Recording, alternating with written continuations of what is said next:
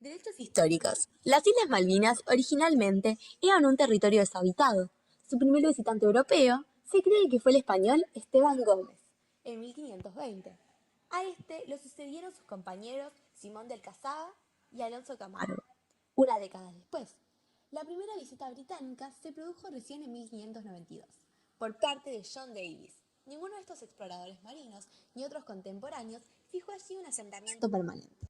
La primera tutela legal sobre el territorio se remonta al año 1493, cuando el Papa Alejandro VI, mediante portugueses y españoles, traza una línea imaginaria de norte a sur, por la cual divide al Océano Atlántico en dos y concede en dicha división las Américas al Reino de España. Al año siguiente, ambos reinos ibéricos darían vigencia legal a esta división firmando el Tratado de Tordesillas, donde se estipulaba la ubicación de aquella línea que recorría de polo a polo, remarcando que todo territorio que sea insular o continental que se encontrara en la respectiva margen correspondería indiscutiblemente al reino que tuviera jurisdicción allí. Sería este entonces el primer tratado que le otorga los derechos de posesión a la corona española sobre las Islas Malvinas. Ante este atropello no sería esperar y en ella se invocaría ante Francia la violación de tratados preexistentes entre ambos reinos donde las partes se comprometían a respetar las posesiones de cada una. Posterior a esto, España asentaría su autoridad en las islas enviando como gobernador a Luis Puente, quien haría construir varias edificaciones administrativas y una capilla. En paralelo a este acto, los británicos instalarían también un asentamiento en la zona Isla Trinidad al noreste de la Gran Malvina, con intención de instalarse permanentemente. El enojo español surgiría ante lo que consideraban como una avanzada británica en su territorio. Y es así que una fuerza española expulsaría a los intrusos. Sin embargo, estos volverían en 1771 para retirarse definitivamente unos 3 años después, en 1774. Desde esa fecha, en particular, los británicos jamás volverían a establecerse en las islas hasta 1833, cuando toma por la fuerza el territorio que por este entonces era ocupado por argentinos. En 1810 se inicia la Revolución de Mayo en la capital del Virreinato del Río de la Plata, dando origen a la epopeya emancipadora de América Latina de la corona española. En 1811, y en vistas de intentar sofocar la revolución, se le ordena a la guarnición presente de las Islas Malvinas trasladarse a Montevideo. A partir de aquí, las Islas Malvinas quedarían nuevamente sin habitantes ni autoridades permanentes.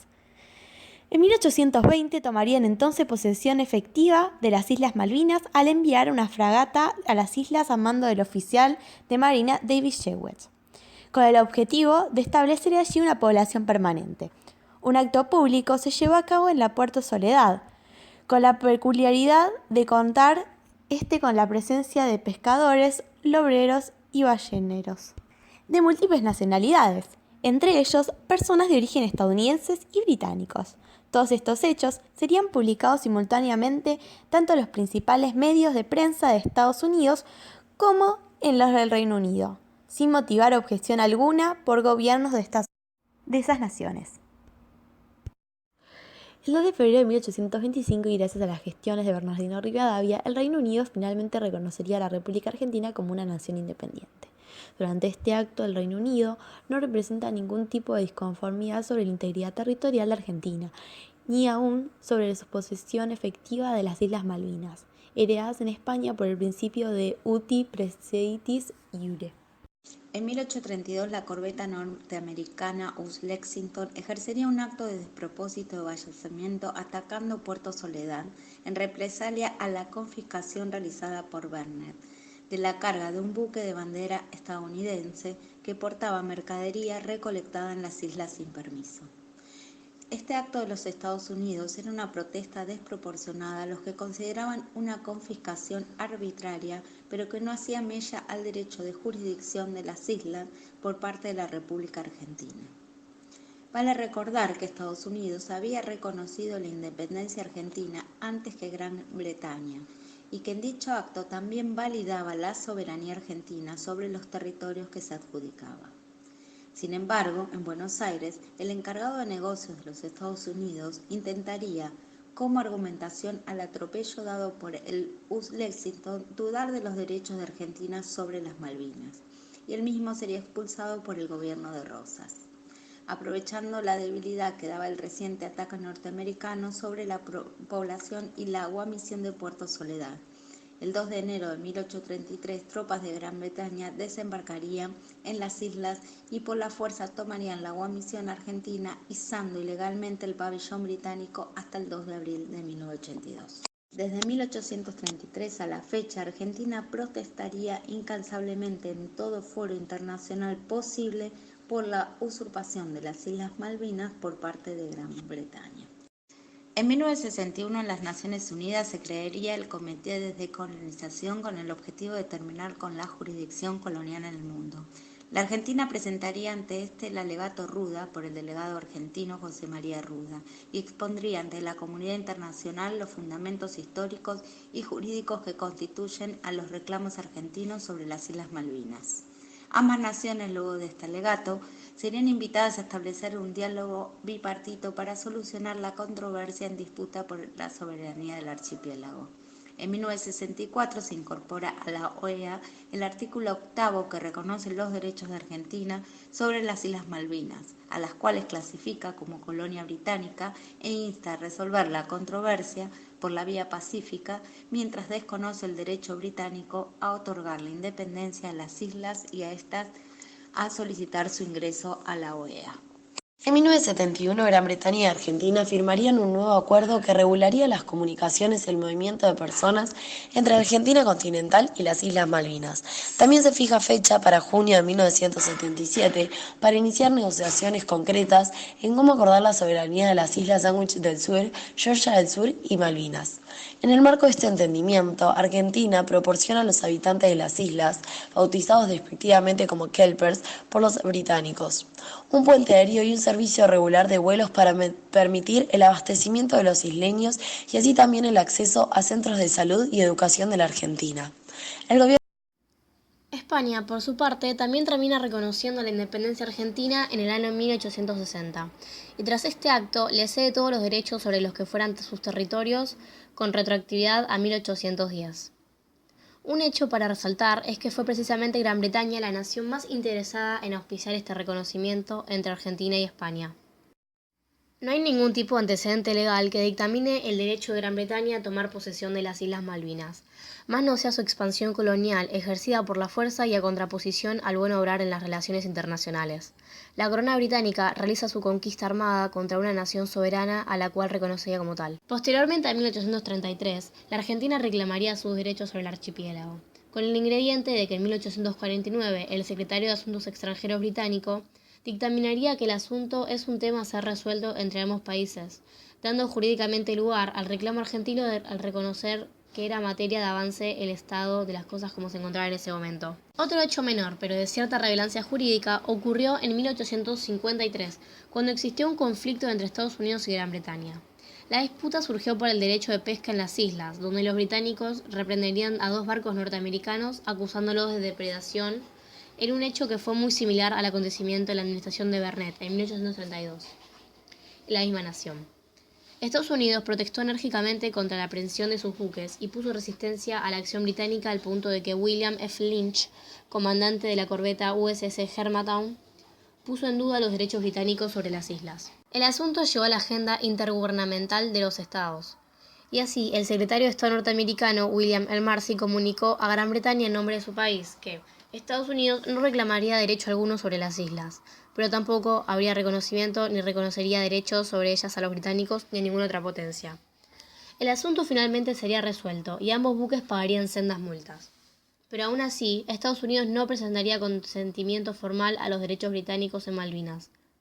Finalmente, en este orden debemos agregar que el derecho internacional moderno no reconoce la victoria armada como un acto fundamental el derecho a la posesión de un territorio conquistado por esa vía. Desde que terminó la Segunda Guerra Mundial, el derecho de conquista armada fue prohibido por los principios Nuremberg y posteriormente por la Resolución 3314 de las Naciones Unidas.